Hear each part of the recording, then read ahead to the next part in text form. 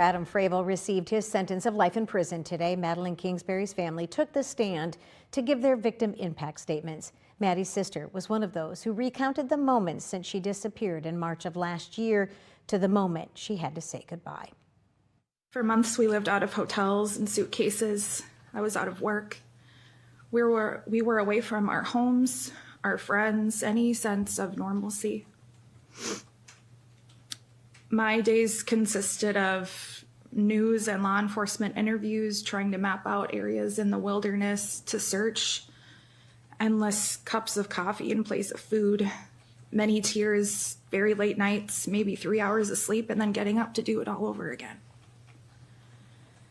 Our days were spent in fields and marshes, by rivers and creeks, in the bluffs and in forests, looking for any sign of Madeline.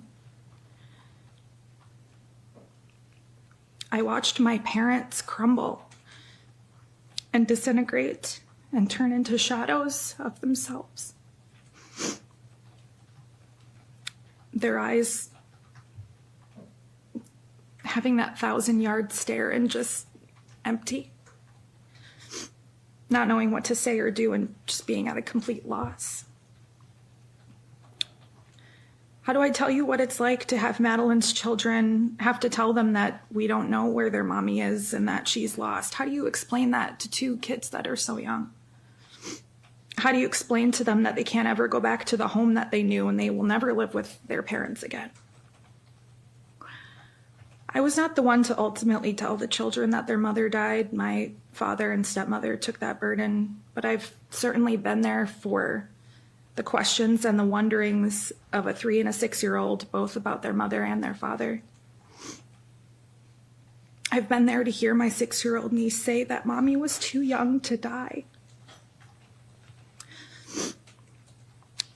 And I will always remember exactly where in my home I was sitting when my dad told us all that remains had been found, and they were 99% sure that they belonged to my sister Madeline.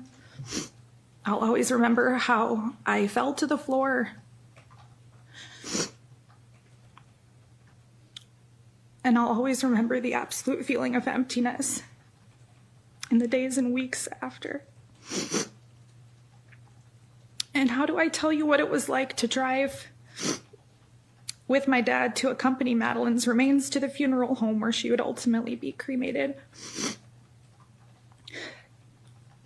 I was in the same vehicle as her. She was right there. How could she be that person in the body bag right behind me? How can that be true? And how can I tell you what it was like to try to have a semblance of a goodbye through that body bag? Watching my father collapse onto her and say how sorry he was over and over again, and singing "You Are My Sunshine" to her one last time. I'll never forget the sounds he made of grief and sorrow. How can I tell you what it was like to feel how much of her was already gone, to hold her hand through the body bag, to know that she was right there?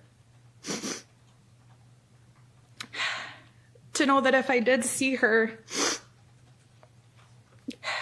that wouldn't be her anymore. How can I tell you what it was like to accompany her right to the end, helping to guide her into the incinerator because we refused to let her be alone anymore? I can't tell you what it was like. It's